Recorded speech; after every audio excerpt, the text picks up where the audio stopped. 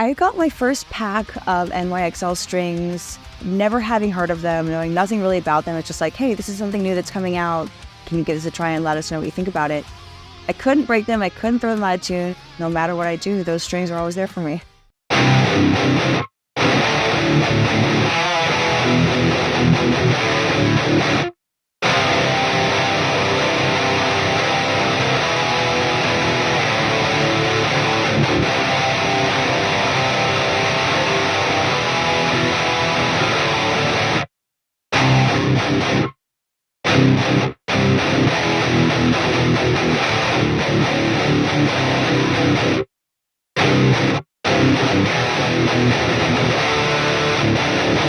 Hey everyone, this is Chris Kies for Premier Guitar. Today's rig rundown was with the gentleman of Elijah. Brandon on my left, Xander on my right. You might know him from his rig rundown, gear tour videos and all the other things he does on his YouTube channel. Xander, how you doing? I'm Brandon, doing well, man. How you doing? Doing well. Thank you so much for having us. It's an honor, dude. man. I appreciate it. Yeah, it's a unique backdrop for us. We actually kind of like parachuted in to your guys' rehearsals as you guys get ready to go on tour with Elijah. And, Wait, really? Yeah, I think so, right? Is that what we're doing? You guys doing No, rehearsals? you parachuted in. Yeah. No, I didn't. Oh, okay. But I try to use some type of military vernacular because I know you guys both have served our country proudly. So Yeah. thank you for your We service. have matching pants. Thank you. we have matching pants. I did not get the memo, but I got blue jeans nonetheless. It was not planned. No, it literally wasn't. I was Yeah. like, what's comfy? And then Yeah. went with this. Well, pants aside, I'm glad we're all wearing some, so that's cool. Yes. Let's talk gear. Yes. And what should we start with first? We both have some sick machines. So who wants to jump into the fire? You got it, Brandon. All right. So I'm actually using a ESP TE100. This is a pretty cheap model, pretty affordable for everybody. And ironically, it's one of the best sounding guitars I've ever played. And it's also the same guitar that everything was recorded with on all of the records. Ooh, I like the symmetry with that. Like keeping it with what everyone hears on the record in the So room. live, you're getting the same tone for the most part that you heard on Spotify or wherever you stream the music. Now, what do you dig about this? Why is it the one that spoke to you that works so well with the band? So the playability of this thing is kind of insane. It's a standard C-shaped neck, which is what I grew up playing because I grew up playing Fenders. Okay. So I'm a big fan of that. And I mean, just the overall playability, as I said before. But the short standard scale guitar, I had before this I had a PRS that was a 27, and it had that Ibanez fast neck, and I kind of wasn't a fan of that. Okay. So, but the EMGs also are just great pickups. I think anybody who has played a pair of those knows that. I assume 8185s. Yeah. Okay. So, and that came with the guitar, to my understanding. But this was essentially a backup, and now it became the main. So. Which one has it outshined? Like what when it was a backup, what was it kind of standing behind? The other one I'm playing, the ESP XJ 1HT, Okay. which is a newer model. It was a little hot on the pickup end, so we have a lot of songs that have a lot of start-stoppy riffs that needed to be clear, and that one was just picking up absolutely every movement, no matter how tight we kept the gate or anything like that. And this was stellar in between the two, so we went with this. And what do you guys use for tunings on like a various set that you guys are going to be going into in the next couple weeks? So everything is in drop C for the most part. Live, we have a song that we've dropped down a whole step into drop B, but it's MIDI controlled. Okay. So all the guitars stay there except for our baritones, which are tuned to drop G. Okay. And would you say that this does the heavy lifting throughout the set? Like this is kind of your main one, or do you switch to the baritone more? This is the Warhorse. Okay. I love that, the Warhorse. Yeah, dude. That should actually be the name instead of Did you just come up with that? I did. Yeah. I did. I never heard that before. When you get the signature LTD that you much deserved, you will call it the Warhorse. Yeah. Probably. That. That's I didn't think about that until you just said it. So yeah, probably will. And what should we know about strings? Want to go So I'm using Diodario XLs. Love them. These are the 1256s, and then on the other one I've got the 1368s, but all Diodario XL. They're monsters. They're also workhorses. So it's a different type of horse, but I've never had any issues with them, and they last a long time. The tone's really clear, and it's a good balance between bright and dark for like the high end stuff and the low end chugs that we're doing and stuff like that. Killer, man. Well, Xander, tell me about this cool Strat you got on here. So this thing is quite famous or infamous depending on who you ask. This is like a Jim Root Partscaster that I've built and destroyed over the years. It's a 2014 body and a 2018 neck. Okay. And they don't make the white one anymore. They only make the black Jim Root signature from Fender. But is the neck a part of the different run of Yeah, okay, so okay. the neck was, I had two at the time, a couple years ago, like 5-6 years ago. I had a black one and then a white one, and the white ones had the maple board. And I wanted to essentially replicate the Jim Root aesthetic at the time. He was playing a lot of guitars with the ebony board and this body, so I just swapped out the necks, and then I've just since then played the hell out of it. Yeah. And the last, well, there's many modifications I did, but the last big one is I took out the stock EMG 8160 and then just put in, at the time, the Jim Root signature Demonum pickups, his signature EMG set. We're down a cylinder now. We only have one. And that's just because, like, when I was touring with, when I met these guys, I was playing for a different band, For the Fallen Dreams, shout out FTFD. I was the rhythm guitar player, and I was like, man, I don't need this thing. So, like, out of, I don't know, for boredom, I guess we'll say, I was just like, let's just get rid of that. And then everybody on the internet's like, oh, you need a new pick guard. I'm like, no, I don't. That looks way better. That looks cool. That looks very DIY. I love the easy connect too. Like Yeah, it's just begging there absolutely. for another pickup, and you're like, Yeah, man. no way, dude. Yeah. You're speaking to Barry's heart because he's a one pickup kind of guy. Yeah, it just looks cool, man. And it looks, I mean, it matches everything. This thing does not look right, but I love it. Yeah. It looks messed up in every way. And Not sick. yeah. Now, what is still original in the guitar? Like, besides the body, so I guess just the body. No, Maybe I the mean, bridge. the bridge, Okay. the tuners, the volume knob has since disappeared. Because, like, you know what, these Fender knobs, like, they always, like, get loose and you have to use the Allen key Yeah. to tighten it. I was like, man, fuck this. Excuse my language, and I just threw it someday along Get the that way. in So post. now that's gone. And then now the selector's still original, but now it's a kill switch. Because when I go to the neck, it I'm goes not to the neck. I'm not familiar with the root, but assuming that when it was all running on all cylinders, is that a 3-way or a 5-way? It's a 3-way. Okay. Yeah. So once upon a time, when this thing was first built, it was a 3-way. Now it's a 1-way. Yeah. So As Perry would say, all gas, no brakes. exactly, that's pretty much it. And, like, you know, no tone or anything like that. And I've also put in these, like, eye screws I got at Lowe's, because, like, Eddie Van Halen and Right. Wes Borland and Zach Wilde all do this. And any sort of strap locks I've ever had, I've always just ripped them out just from moving and trying to perform. They would always just get really loose and wiggle. So I combated that, and then a company called Fairfield Guitar Company makes straps that accommodate for this. So I have, like, the dog leash collar, Yeah.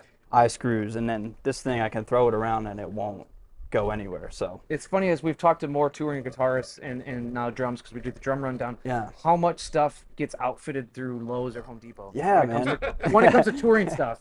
Yeah, exactly. Like, it's just, I don't know, like, strap locks are cool, and, like, a lot of people use them, and I think you even use them. Not on this. No, okay, well, you have, right? I don't use clip locks, or I use clip locks, not strap locks. Okay, pardon. Okay. Ooh. Yeah. Yeah, you'll see Some that on the other antics. one. Yeah, I stand corrected. But for me personally, I've tried it, and it just always would get ripped out. Yeah. And so from then on, I was just like, man, what's the most ignorant, like, last resort thing I can do? Where Yeah. this, besides, like, gluing it on or something, you know what I mean? Like, what's the most permanent way I could get my strap to stay? And that's just kind of what I Also, you guys found. being grunts, if I can say that term endearingly, you guys are very pragmatic. It's gonna be Yeah. like what can get the job done. Yeah, Versus exactly. like aesthetically, it's whatever, but that does look cool. It's too. rock Yeah, music, it does, man. but Two boxes checked. I'm not here to look cute. You know what I mean? Like, I'm trying to just. Says the guy with the Dennis Rodman jersey. Oh, thanks, Perry. I appreciate you much.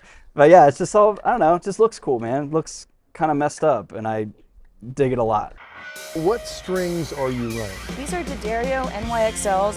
And the D'Addario NYXL. But they're D'Addario strings, and I've been using those since forever, and I love them. Dario strings as well. D'Addarios. Right. D'Addario. I've been using D'Addario. I'm a fan of D'Addario. Started using these D'Addarios.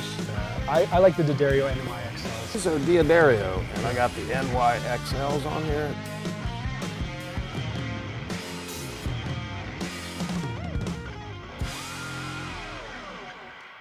Now I want to dive in real quick to your backstory because you had mentioned touring with Four of the Fallen Dreams. Yeah. How did that get connected? And because obviously people probably recognize you from your channel, but like Yeah. talk to me about your quick story. Yeah, sure. So just a quick story. I had been doing social media YouTube, Instagram, TikTok, and stuff like that. And I got approached by Chad from For the Fallen Dreams asking his opening line. I never talked to the man before. His opening line was, "Hey, are you available to tour?" Just like right to the point. Like, love the directness. Yeah, and I appreciate that, man. So Very like, Chad of him. I played it cool, and I didn't answer for like 6 minutes. There you go. And I was like, but like, yeah, but like as soon as I saw it, I was like automatically in my mind, yes, I was so down for it. So they invited me out. I filled in for their guitar player who was unavailable for a tour last fall. Okay. They invited me out this past spring as on the headliner tour, and Elijah was direct support for that tour, and that's how I met these dudes. Okay. And Elijah asked me to join his band and play guitar for him, and then we just went out on like a 6-7 week tour with a band called From Ashes to New, and now we're back out for this little run, this little week and a half run, and then there's stuff coming up in the fall as well. So all that encompassing, I'm sitting right here next to you, doing what I think the guitar player dream is doing a rig rundown through Instagram and just through just you know, putting myself out there and finding an avenue. So would you say for the, of the Fallen Dreams, was that your first biggest touring kind of? Yeah, that was like my first real like tour. Like I'd done like DIY tours and like, you know, punk rock tours, stuff like that. But like at a caliber of opening it up for a band called Monuments, it was pretty big, or at least big for me, and yeah, a real taste of like doing the real thing. So that's a testament to what you're doing in terms of like getting yourself out there, putting yourself out there, and then doing the content, and then, you know, yeah, it's an avenue for people to get seen and heard. It's a living, breathing kind of, you know, not Indeed, but like a monster.com resume or something like that, you know, where it's like, yeah, where a LinkedIn where people see you and hear you, and it's like not only do they want to hang out with you, but you're a talented dude, so it's based on your personality that you bring out, you know.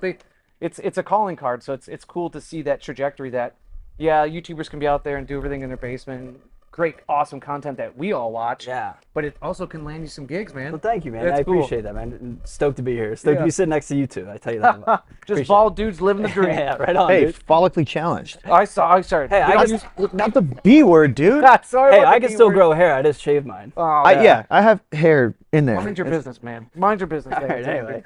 Now, real quickly before we move on to the next instruments, fellas, what do you got for strings? String Joy, a Nashville company. cool. Shout out String Joy. 12 to 62, I believe.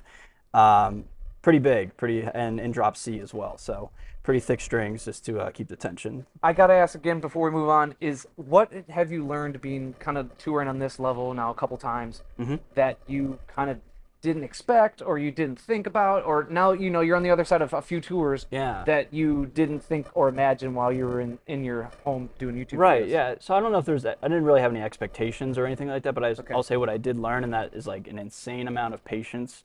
Okay. And know your role. And that sounds a little like on the nose, know your role. It sounds a little like brash, but what I'm saying, like, embrace what you're here to do. Like for me, I'm here to, you know, promote and help, you know, play the music that Elijah has created and play guitar, and more or less that's kind of it. Now obviously load the trailer, help out, but you know what I'm saying, like I'm not here to do anything other than that, and that's okay. So like don't try to, like, I don't know, man, just try to just be as helpful as possible and like understand where you fit in the collective, because Elijah's the dude. Yeah, like, he's the dude. That's what people are coming to pay tickets for. Right, and like that's awesome. I'm so stoked and proud because he's crushing it. Everybody go check him out. Yeah.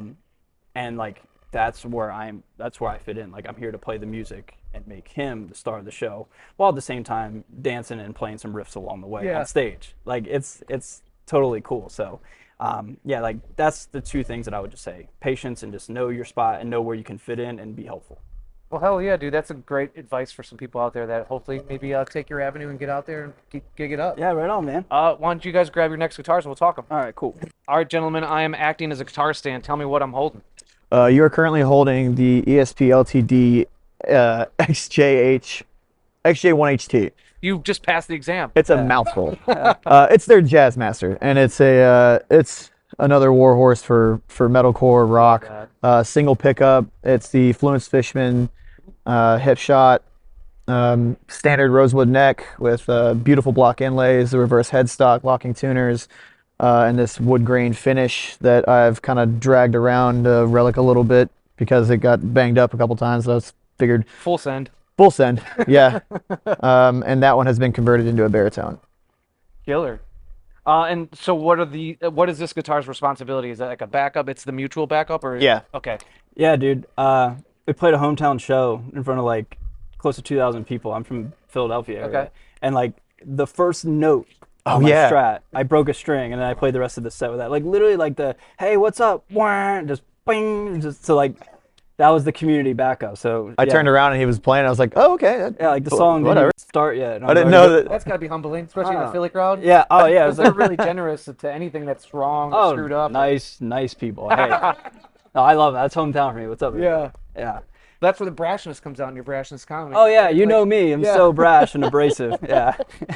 Well, let's dive into it. Let's talk about this thing. This thing is a cherry guitar. So this is I believe, the vintage modified Squier Baritone Jazzmaster. Another mouthful. There you Yes, Yeah. that is correct. It came in this like weird green burst go. and Antique black. little thing, yeah. Yeah. Is it a 27, It is a 30. 30, So that- 30 this- scale neck? Is this that is your the- entry point to the 30? Yeah. So that's mine. Yeah. This is his. So like we share all this stuff. Yeah. Oh, But you that- guys that's are so like nice. yeah. That's a 30-inch baritone, Squier vintage modified baritone Jazzmaster. Now, you've had monster. several baritones I've seen on your channel Yeah. and the stuff you've used, but this is the one kind of like, because there's 27s, there's different scales, but that's the one that got you kind of locked in on the 30. Yeah, dude. Like if you're gonna make a baritone, make a baritone. You know, like Yeah. I find it beneficial. Like, and I think everybody, well, maybe not everybody, I think you could attest. Like if it's a longer scale length, it's clear, more room for lower tunings, and like, like a baritone at like 26 and a half, 27. It's like, Baritone light. yeah, Yeah. dude. Yeah. Exactly. So that's a 30-inch Squier, and Yeah. those are heavily sought after on the used market. I used to have one. And You I got- sold it you like got a one ding now. dong. You got one now. It's in your hands. Yeah, Yeah. Can I have it back though? Oh, When you're done. oh. Yeah, thanks to you, Frank Iero from My Chemical Romance and Eric Bickerstaff from Lowe. These things are fetching some serious Ah, coin now. That's a heck of a company to be a part of. Thanks for lumping me in there. I appreciate that. Yeah. Now, what do you got? This is a special instrument. Yeah, dude. So this is a 7-string prototype from Cerberus. So last year they approached me. So like Rob Chapman, who owns Chapman Guitars, is like a co-owner with this, and Mike is another gentleman that owns this. Okay. They approached me and they did a 6-string run that'll be out. Maybe they're being made. They'll just be shipped from, I believe, Korea. Okay. Any day now. So maybe by the time I get home. But at the same time, they also sent me a 7-string prototype, 30-inch baritone with one pickup, just to see what would happen. And what happened was, this thing's pretty sick. Yeah. I think that's where that ends. But yeah, again, 30 inches, hip shot, one guitar Marie. I've never heard of that pickup company. Yeah, it's like another kind of like smaller company, and you have the ability to like, I'll be honest, I don't even know what that does. I'm not gonna pretend like I do. Prototype. Yeah, You'll figure it out. yeah, exactly. Maybe it doesn't do anything. But then also too did the whole eye screw thing, roasted maple neck, ebony board, locking tuners. But Silver Burst, best finish of all time. Fight me about it. It's the best.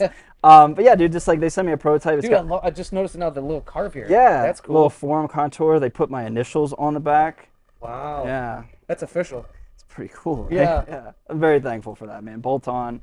So yeah, dude, just Brandon and I play 30-inch baritones, and that was the catalyst for this. And Can we hear real quick, just because it's like, Oh, yeah, we're dude. PG and we like to hear, or PG, we're PG, we want to make a splash, and this is cool. to have a Right. prototype. see.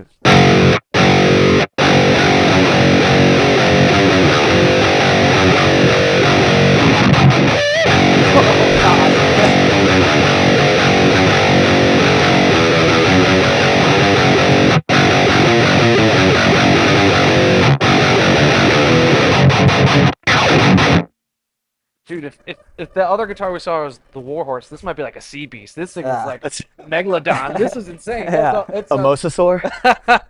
Sorry to go dinosaur nerd on you. dude, I love. What's your favorite period? Gym class. I was an algebra guy. Fat kid, so it was definitely lunch. Oh. Like if we're gonna go, if we're gonna be real, yeah. What are we lunch. talking about right now? Yeah. No, I thought maybe you throw like Jurassic at me. Like I don't know, like Esoteric. Well, what if baritone strings are on these guys? Do you guys know off the top of your head? These are string joys as well. Yeah, that's 13 to 68. I just changed those today, Okay. and I have no idea what these are. I haven't changed these since I got it in San Well, 'cause, Antonio. yeah, it's probably trickier too with it being a 7-string. Like Yeah. probably kind of mishmash and stuff. Are those the ones they came with? Yeah. Oh, sick. I mean, Okay. in the words of Satchel, see, these are the skinny ones, and then they go up in order. These are the heavy ones. No, I really don't know. I got 7 of them on there, but they sound great, whatever they are. Yeah, no shit. And speaking of sounding great, let's talk about what you guys have been playing through. Yes. All right, gentlemen, we have the Quad Cortex in my lap. I will act as a music stand. Tell me about this and how you guys have it set up. Okay, so Elijah's music has predominantly one tuning that's drop C, and that's like this tuning rate, or pardon me, this patch right here for this tuning. And basically, it's pretty simple, man. Just like we have like a EVH EL34 modeled amp in the Quad Cortex, and Brandon and I, for the high gain tones, use, to the best of my knowledge, the exact same patch and everything. We cloned over everything I had before, and we added some more stuff. He plays leads, and I'm the rhythm grunt.